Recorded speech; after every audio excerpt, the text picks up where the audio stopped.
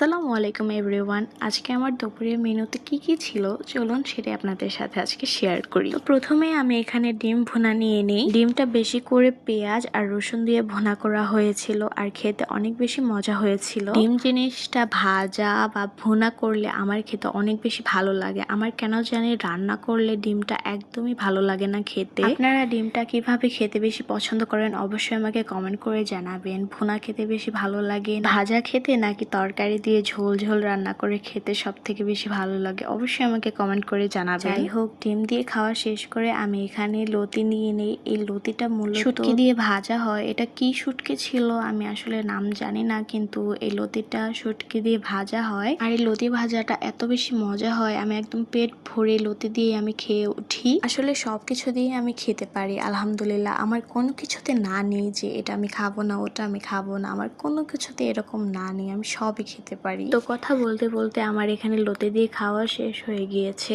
খাওয়া দাওয়া শেষ করে আমি এখানে একটা আইসক্রিম খাই আর এই আইসক্রিমটা যে এত বেশি মজার ছিল। আজকের জন্য ছিল এতটুকুই আমার ভিডিওটি সবার কেমন লাগলো অবশ্যই আমাকে কমেন্ট করে জানাবেন এবং আমার পেজটাকে ফলো করে দিবেন, একটা শেয়ার করে দিবেন। সবাই ভালো থাকবেন, সবাই সুস্থ থাকবেন। আল্লাহ হাফেজ, টাটা।